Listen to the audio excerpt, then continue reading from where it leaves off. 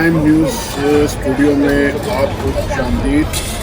اس وقت کی تازہ ترین خبر یہ ہے کہ واشنگٹن کے پرتعیش رات شہر کے قلب میں واقع ایک شاندار ہوٹل اور دنیا کی سب سے بااثر شخصیات سے سجی ایک تقریب، سب کچھ معمول کے مطابق چل رہا تھا کہ اچانک فضا کا سکون چیرتی ہوئی گولیوں کی آوازیں گونجی۔ وائٹ ہاؤس کورسپونڈنٹ ڈنر جو لمحہ بھر پہلے تک روشنیوں، قہقہوں اور طاقت کے Katie, do you مظاہرے have سے all your بھرا ہوا stuff? تھا، پلک جھپکتے ہی خوف اور بے یقینی کے سائے میں ڈوب گئے۔ سیکورٹی الرٹ جاری ہوا اور سیکنڈوں کے اندر صدر ڈونلڈ ٹرمپ کو سخت حفاظتی اقدار میں لے کر محفوظ مقام پر منتقل کر دیا گیا۔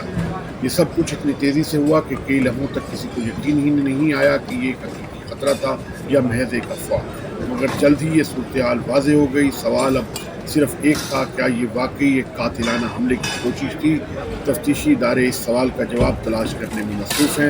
حکام کے مطابق حملہ آور کو موقع پر ہی سیکرٹ سروس نے قابو کر لیا۔ ابتدائی حالات بتاتے ہیں کہ متعدد ہتھیاروں سے حملہ آور لیس تھا اور سیکورٹی چیک پوائنٹ کی طرف بڑھنے کی کوشش کر رہا تھا۔ اسی دوران ایک سیکرٹ سروس افسر گولی لگنے سے زخمی ہوا، مگر اس کی بلٹ پروف جیکٹ اس کے لیے ڈھال بن گئی اور اس کی جان بچ گئی۔ واقعے کے فوراً بعد سیکورٹی ادارے مکمل طور پر متحرک ہو گئے، ہوٹل کے اطراف کو گھیرے میں لے لیا گیا، داخلی اور خارجی راستے بند کر دیے گئے اور ہر ممکن شواہد اکٹھے کرنے کا عمل شروع ہو گیا۔ ایف بی آئی نے باضابطہ تحقیقات کا آغاز کر دیا، لیکن کئی اہم سوالات اب بھی تشنہ جواب ہیں۔ حملہ آور کون تھا؟ کیا وہ اکیلا تھا یا کسی وسیع تر منصوبے کا حصہ؟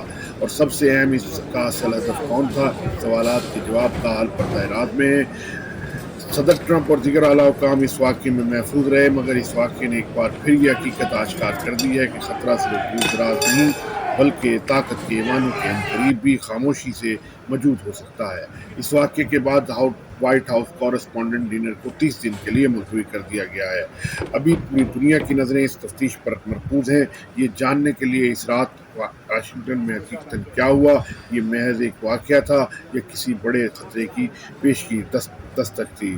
کول ٹامس کے نام سے حملہ آور کی شناخت ہوئی ہے اور اسے پیر کے روز کورٹ میں پیش کیا جائے گا، جہاں پر مزید تفصیلات سامنے آئیں گی۔ دیکھتے رہیے ایسٹرن ٹائم نیوز۔